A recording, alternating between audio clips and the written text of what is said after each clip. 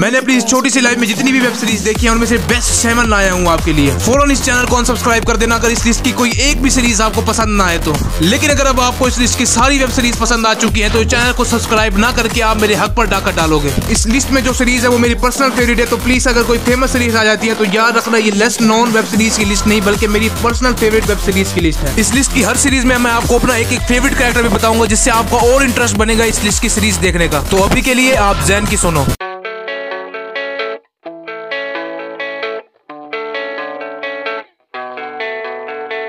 Number 7 की web series. ओ भाई साहब, मुझे अभी तक याद है मैंने यूं ही बैठे बैठे इसका फर्स्ट एपिसोड देख लिया था और उठा नहीं था जब तक ये पूरा सीजन कंप्लीट नहीं कर लिया था। 2021 में रिलीज हुई है नेटफ्लिक्स की सीरीज मिडनाइट मास। एक छोटे से टाउन में जब एक नया प्रीस्ट आता है तो कुछ अजीब से मिरेकल होना शुरू हो जाते हैं, लेकिन अपने लीड कैरेक्टर को इस मामले में कुछ गड़बड़ लगती है। इस पूरी सीरीज का मेरा फेवरेट कैरेक्टर यही प्रीस्ट है यार, कमाल कर दिया इस बंदे ने। कंप्लीट स्टोरी के लिए आपको ये सीरीज देखना पड़ेगी। सैडली अभी तक सीरीज का सेकंड पार्ट आने की कोई उम्मीद नहीं है क्योंकि फर्स्ट सीरीज में ही सारी स्टोरी कंप्लीट कर दी गई है। 7 एपिसोड्स के साथ ये सीरीज आपको नेटफ्लिक्स पर ऑफिशियल हिंदी डब में मिल जाएगी और फिर जो आहिस्ता आहिस्ता आपको अपने कंट्रोल में करती है ये सीरीज, वाह।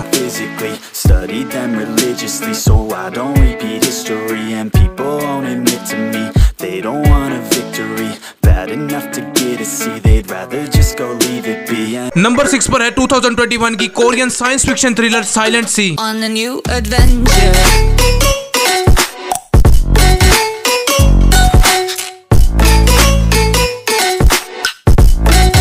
सीधा पॉइंट पर आते हैं। पानी ऑलमोस्ट खत्म हो चुका है। अर्थ से एक टीम जिसको मून पर भेजा जाता है कुछ मिस्ट्री सॉल्व करने के लिए और फिर लूनर वाटर जो अपने आप को खुद ही इंक्रीज करता जाता है। सीरीज का कॉन्सेप्ट अब मैंने आपको बिल्कुल कट पीस में बता दिया है, लेकिन स्टोरी का तो भूल जाओ, मैं आपको जरा भी कुछ बताऊंगा। सिर्फ इतना बता दूं कि कोरियन सीरीज है तो सस्पेंस इतना अच्छा क्रिएट करेगी कि आप चिपक जाओगे इस सीरीज के साथ। ट्रेन टू बुसान के मेन कैरेक्टर को इसमें देखकर खुशी से जो मेरी आंखों में आंसू आ गए थे और यही मेरा फेवरेट कैरेक्टर भी है इस पूरी सीरीज में। सीरीज कुछ पार्ट पर जो टेरर पैदा कर देती है, ओ भाई साहब, बस नेगेटिव ये है कि थोड़ा स्लो चलती है ये सीरीज। स्टार्टिंग के 2 से 3 एपिसोड आपको पेशेंस रख के देखना होंगे बस, फिर उसके बाद खुद ही आपको अपने साथ अटैच करके रखेगी ये सीरीज। नेटफ्लिक्स की सीरीज है तो 100% एक्सट्रीम क्वालिटी डब के साथ नेटफ्लिक्स पर ही मिलेगी।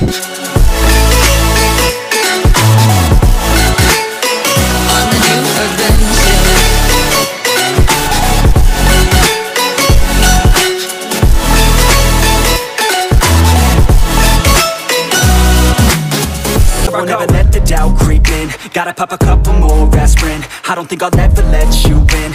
Easier to break it off best friends. I don't really. Number 5 की सीरीज पूरे एक मंथ तक मेरे मोबाइल में पड़ी रह गई थी, दिल ही नहीं कर रहा था इसे देखने का, लेकिन ट्रस्ट में मैंने जब आखिरकार इसे देखना स्टार्ट किया भाई साहब मजा ही आ गया। 2019 से 22 तक इसके 3 सीजन रिलीज हो चुके हैं। The umbrella academy. First season half आप कैरेक्टर बिल्डअप के लिए छोड़ दें, आपको अच्छी तरह से कैरेक्टर्स के साथ कनेक्ट करवाती है ये सीरीज। फिर उसके बाद स्टार्ट होती है ऐसा स्टोरी भाई साहब।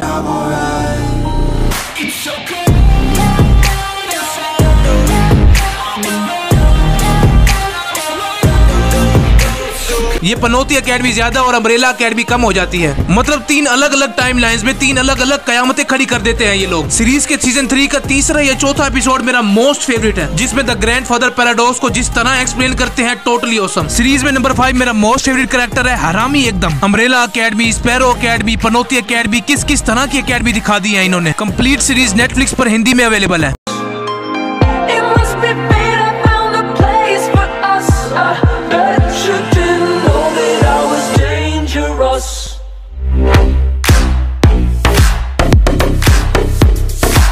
एकदम गिल्टी प्लेयर से भरी हुई सीरीज है नंबर 4 पर क्राइम थ्रिलर 2022 की दामर मॉन्स्टर और जेफरी दामर स्टोरी। मेरा यकीन मानो आप खुद को कोसोगे, बचताओगे, लानत करोगे खुद पर कि क्यों ये सीरीज देखी मैंने। दरिंदगी, हैवानियत और नीचता से भरा हुआ ये आदमी दामर, और उसके साथ भी ये सीरीज आपको इमोशनली कनेक्ट करती है। भाई साहब क्या है ये पूरी स्टोरी। 17 लोगों को मारकर उनकी बॉडी में से फेवरेट पार्ट्स खा जाने और उनकी बची हुई बॉडी को एसिड से भरे हुए इस ड्रम में ठिकाने लगाने वाले इस जानवर की गिर्द घूमती है। माना कि मुझे नीच और घटिया कैरेक्टर्स पसंद आते हैं, लेकिन इतनी हैवानियत और दरिंदगी से भरे हुए कैरेक्टर को देखकर तो मेरी भी फट के 4 हो गई थी। सीरीज के सिर्फ पहले 2 एपिसोड ही काफी हैं आपको मेंटली डिस्टर्ब कर देने के लिए, और फिर उस वक्त ये सीरीज और ज्यादा घिनौनी लगती है जब माइंड में ये हो कि ट्रू स्टोरी पर बेस्ड सीरीज है ये। मैंने अभी तक इस सीरीज को कंप्लीट नहीं देखा है, हिम्मत ही नहीं हो रही भाई साहब और देखने की, तो आपके लिए भी एक रिस्ट्रिक्शन दे देता हूँ, watch at your own risk.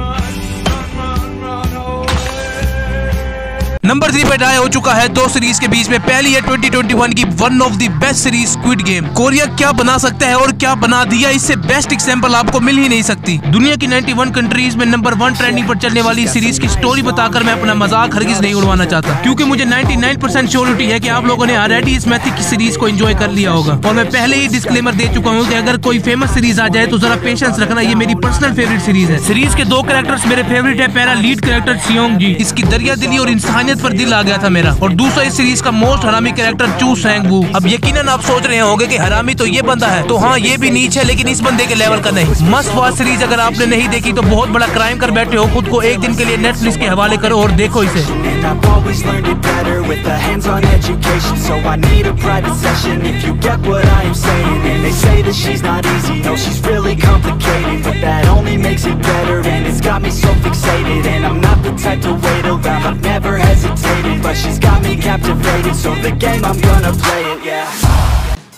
ये पीछे बैठकर जो मुझे घूर रहा है, यह Berlin.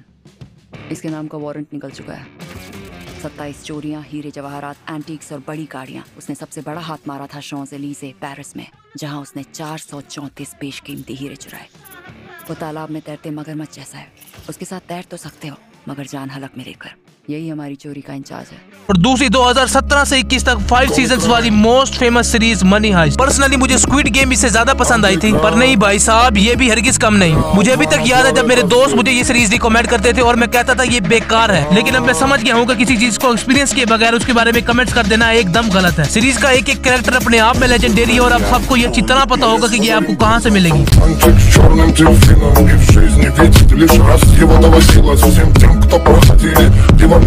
Фонтанчик с черным дельфином, представьте, брат.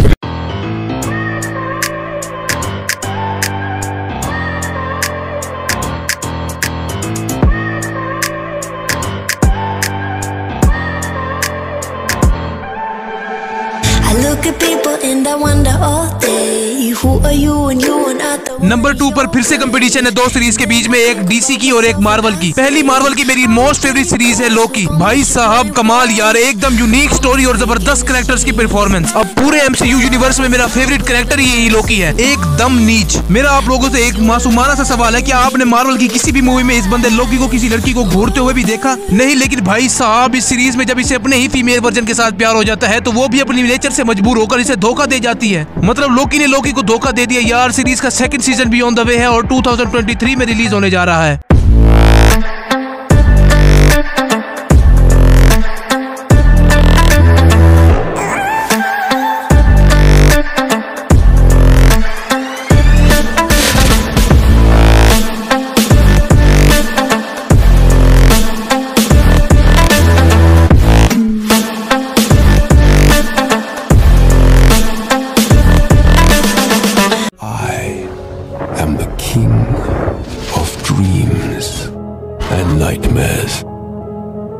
Dreams and nightmares that I create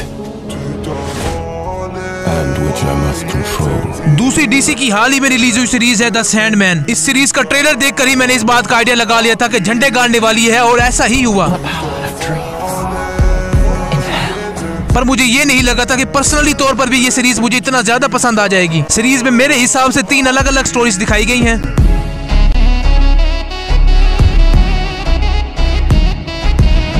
पहली में ड्रीम को कैद कर देते हैं, दूसरी में उसे एक साइको से लड़ना पड़ता है, जबकि तीसरी में वो लड़की सपनों का भंवर आ जाती है। सीरीज में मेरा फेवरेट एपिसोड वो वाला है जिसमें ड्रीम एक रैंडम बंदे को 400-500 सालों तक के लिए इमोर्टल बना देता है। पता नहीं शायद ये 7वां एपिसोड था या 8वां। फेवरेट कैरेक्टर की बात करें तो अगेन मेरे 2 फेवरेट कैरेक्टर्स है इसमें। पहली है ल्यूसियन जो एक गुड और लॉयल कैरेक्टर है, और दूसरा है कोरिंथियन, एक नीच और घटिया कैरेक्टर। ये मस्ट वॉच सीरीज आपको नेटफ्लिक्स पर हिंदी में मिल जाएगी।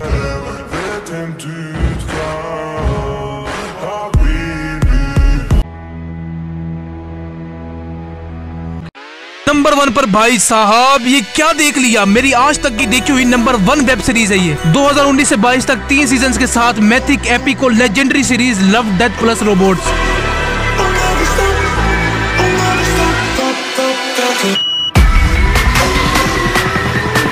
फर्स्ट कंफ्यूजन मुझे तब हुई सीरीज को देखते हुए जब मैंने इसका फर्स्ट एपिसोड 3 रोबोट्स देख रहा था कि ये चल क्या रहा है इस सीजन में। फिर सेकंड कंफ्यूजन मुझे हर एपिसोड की एनिमेशन अलग अलग होने पर हुई और फिर तीसरी कंफ्यूजन मुझे हर एपिसोड की स्टोरी चेंज होने पर हुई।